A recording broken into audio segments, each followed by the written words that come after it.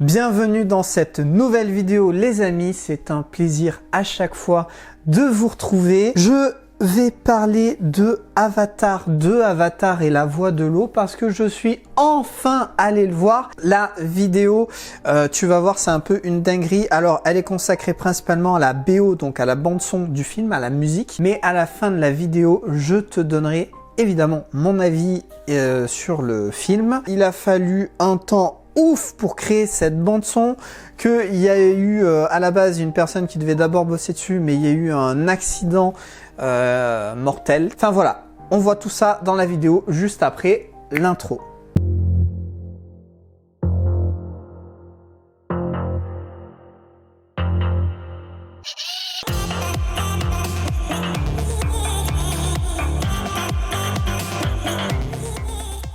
Alors déjà, c'est James Horner qui a fait la bande son du premier Avatar qui était juste sublime, rien qu'avec le son I See You que je kiffe de dingue. Sauf que malheureusement, il devait faire le 2, mais il a eu un accident d'avion et il a perdu la vie durant cet accident. Résultat, forcément, il a fallu trouver quelqu'un d'autre. Et en fait, il était ami avec un certain Simon Franklin, je ne sais pas exactement comment on le prononce. Ils étaient amis et en plus, donc Simon avait déjà bossé sur des productions de James Cameron, comme notamment sur Titanic. Il avait un petit peu déjà de la bouteille. C'est lui qui avait notamment fait le titre de Céline Dion qui avait été nommé au Golden Globe. Donc il n'était pas du tout inconnu sur le projet et c'est James Cameron qui est du coup allé le voir parce que forcément déjà il faisait du travail de qualité, il avait déjà bossé avec lui et en plus il avait bossé sur Avatar 1. Donc en fait ça simplifiait un petit peu tout. Donc Simon va prendre le projet et c'est une histoire de dingue. Il a mis en fait 5 ans à réaliser la bande son de Avatar 2. 5 ans. Alors pour rappel, Avatar le premier, ça fait en gros 11 ans qu'il est sorti, 5 ans pour créer une BO. C'est une dinguerie. Donc sur ces 5 ans, tu peux te dire mais quoi? En fait, le film dure 3 heures, 5 ans. C'est souvent ça, généralement. Quand on produit une musique, on va mettre énormément de temps, ou même une vidéo. Et au final, le projet va faire 3 minutes, 10 minutes pour un temps passé dessus à la base sur la création. Faut pas compter en fait. Donc en fait, ce qu'il va faire, c'est que il s'est entouré d'artistes du monde entier. Des orchestres, des solistes, des chœurs. Tout ça pour pouvoir créer la BO, je dirais, parfaite pour ce Avatar. James Cameron a insisté à la base, avant même que Simon commence à bosser sur la BO, à ce qu'il lise les 4 scripts de la suite de Avatar. Ça mettait déjà une base et ça allait être très important parce qu'il allait être moins à l'aveugle pour la suite, même s'il avait déjà bossé un peu sur Avatar 1. La première chose que va faire Simon, la première chanson finalement sur laquelle il va bosser, c'est Song Chord, qui est en fait la chanson que chante Neytiri. Et en fait, il a écrit plein de pages, sauf qu'il l'a écrit en Na'vi. C'est-à-dire qu'il n'a pas écrit, il a vraiment écrit dans cette langue-là de ce film. D'ailleurs, c'est pour ça que la chanson, elle est en Na'vi. C'est parce que il s'est vraiment plongé dans l'univers. Il aurait pu la faire en anglais, etc. Non, il a vraiment fait sur ça, donc avec un alphabet spécifique, etc. Déjà, là, il y a de la dinguerie, il y a un level, quoi. En 2018, avant même le début du tournage, il a commencé à bosser sur cette chanson. Et en gros, cette chanson, c'est quoi ? Si tu n'as pas vu le film ou si tu te souviens pas forcément, je mettrai un lien dans la description pour les musiques que je vais parler là de toute façon. C'est sur les naissances familiales. L'idée est que chaque personne de la famille qui commence avec un sentiment d'espoir et d'émerveillement, c'est vraiment un truc profond, la famille, le sang, tout ça. Et ça finira par se transformer en une musique qui est tragique avec la perte familiale. Puisque il y a la naissance et il y a la mort, donc il y a vraiment il y a un début et une fin dans cette musique, dans cette histoire. Il y a vraiment une évolution et on le découvre au fil de l'histoire, au fil du film. Donc durant ces 3 heures, c'est juste une dinguerie, juste déjà d'avoir réussi à imaginer ça, puisque les images n'étaient pas tournées. Il s'est juste fié par rapport à un script et quelques, j'imagine, retours de James Cameron et peut-être 2-3 autres personnes, mais c'est facile une fois qu'on voit le projet, au moins la vidéo, la chose. Mais quand c'est pas encore là, c'est là où il y a toute la complexité de la chose finalement. En plus donc de bosser sur cette chanson, en 2018 et 2019, il va se déplacer souvent sur les plateaux de tournage puisque il va superviser la musique d'ambiance, je vais dire, des films, mais de Avatar 2 et ainsi que de Avatar 3, puisque James Cameron a besoin de ça pour le montage, puisque les autres films, tout est tourné en même temps en fait. C'est une usine en fait, la production de Avatar.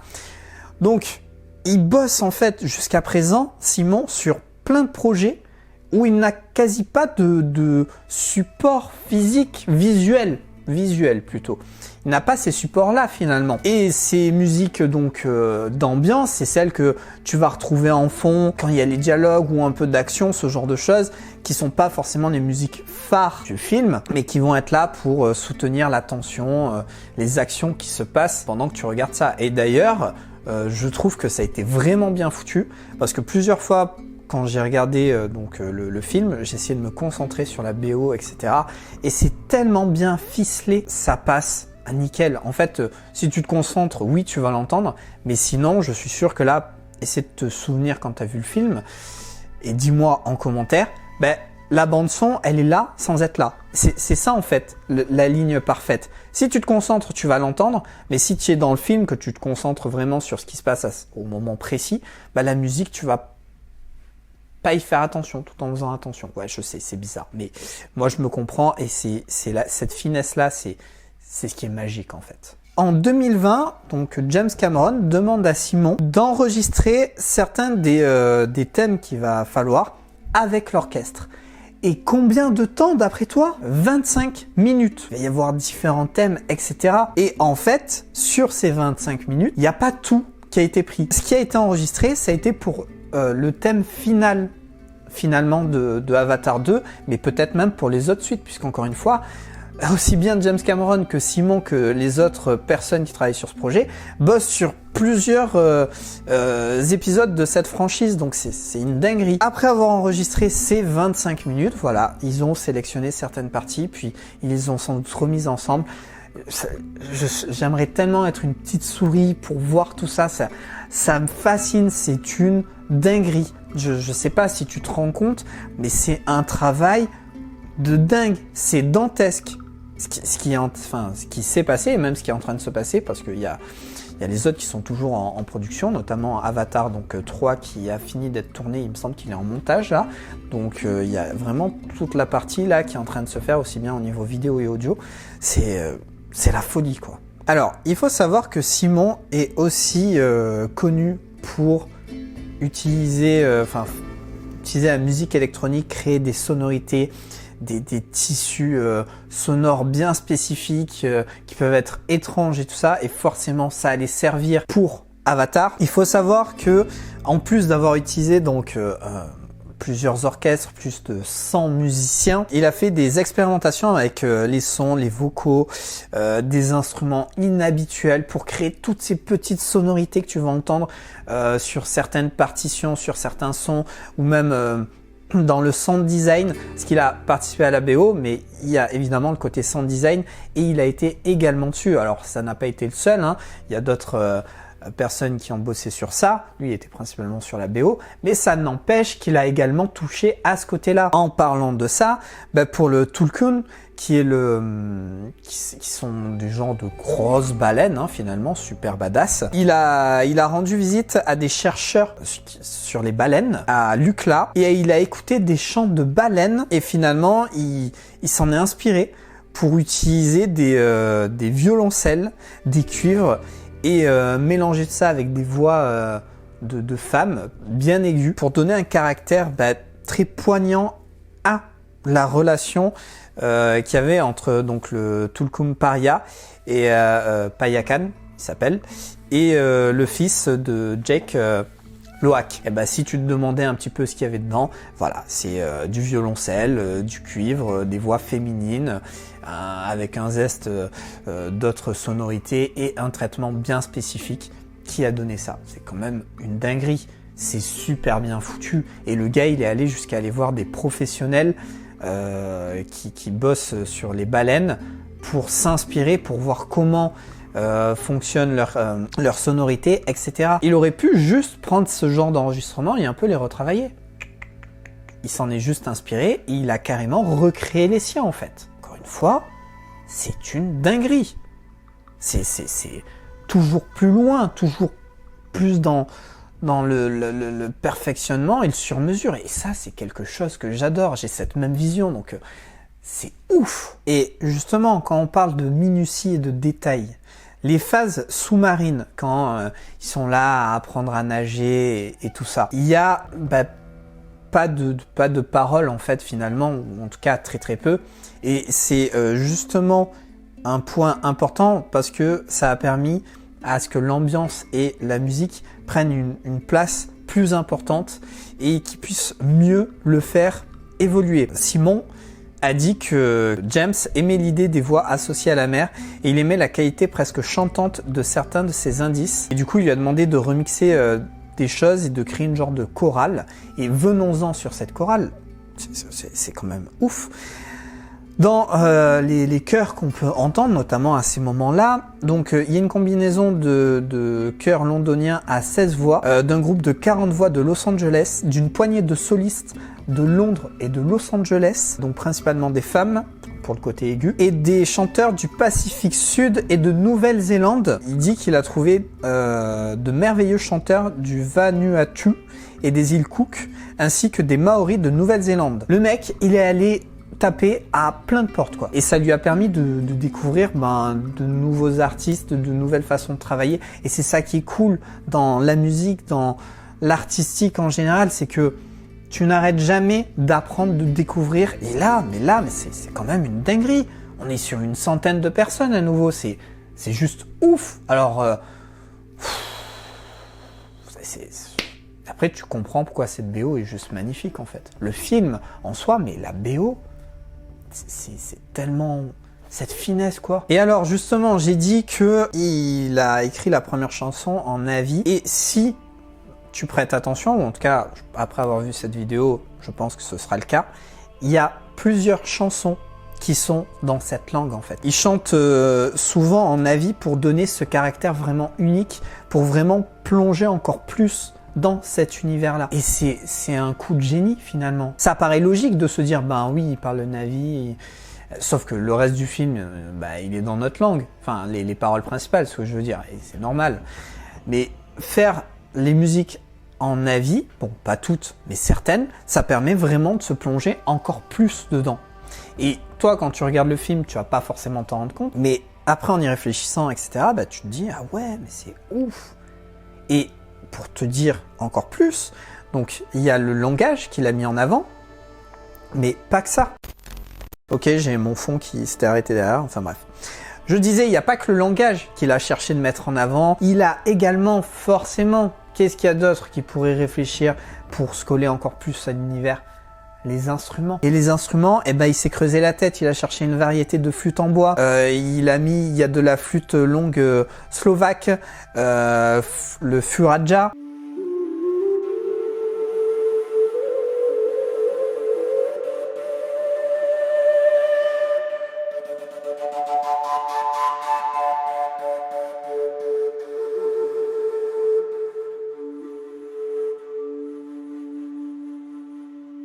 Qui a été utilisé dans certaines scènes impliquant des batailles notamment.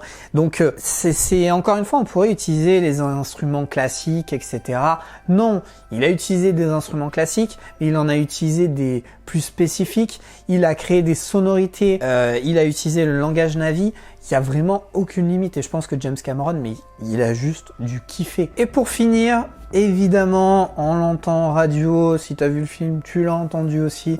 À la fin du film, Simon vers la fin du processus, donc une fois que tout commençait à être bouclé, il a fallu se poser la question de se rapprocher d'un artiste qui a une certaine notoriété, pas forcément mondialement connu, mais qui pourra porter l'étendard Avatar. Et il s'est rapproché de The Weeknd pour tout simplement faire le titre Nothing is Lost. Il faut savoir que la Swedish House Mafia a également bossé sur le son. C'est important parce que ça permet de...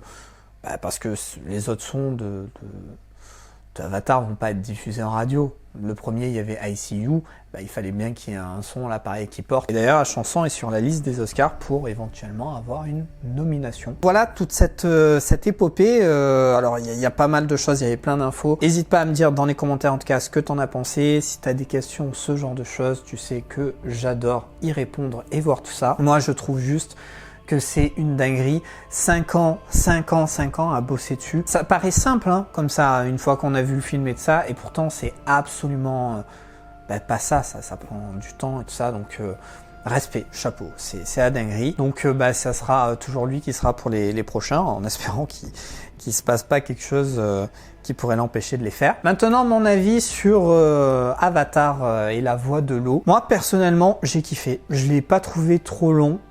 J'avais peur, 3 heures, je me suis dit est-ce qu'il va pas y avoir des... Non, c'est vrai qu'il y a certaines phases qui sont peut-être un peu plus molles, notamment quand ils arrivent au village de l'eau pour apprendre à respirer, ce genre de choses, mais bon, il le faut. Par contre, la bataille, je trouve que c'était mieux dans le 1. Là, dans celui-là, c'est pas fou. Donc j'espère que le 3, ça sera un peu mieux. Après, le 2, là, on voit vraiment que ça met des bases. Ça met clairement des bases. Le retour du colonel, en plus de son gosse. Enfin bon, je vais pas trop rentrer dans les détails, mais il y a ça qui se met en place. Jake Sully, je trouve que il a perdu quand même un peu de sa prestance. Hein. Dans le 1, c'était Tolok Makto.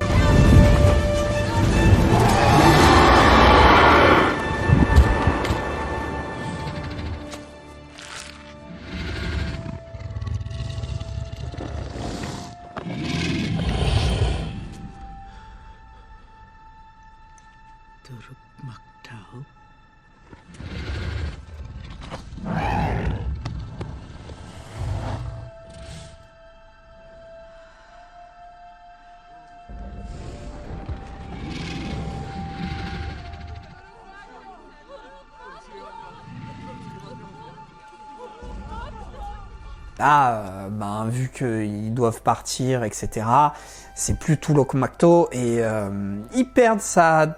Voilà, il perd, mais ses enfants, par contre, et oui, parce qu'évidemment, il a des enfants, et ils sont plus mis en avant, ils sont bien mis en avant, et c'est intéressant. Mais j'espère que dans le 3, on retrouvera un petit Jake Sully vraiment un peu plus badass. Et puis voilà, plein de questions en fait qui se posent pour la suite. Donc je suis curieux, moi je regrette pas. Voilà.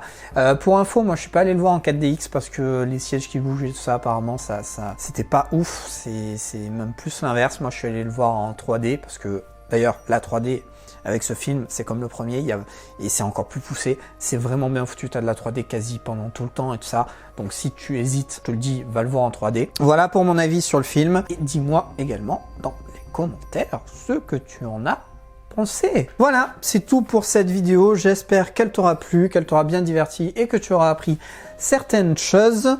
N'hésite pas à rejoindre mon Insta si tu as des questions, si tu veux voir un peu ce qui se passe avant les tournages, les prochaines vidéos, ce genre de choses, c'est là que ça se passe tout simplement.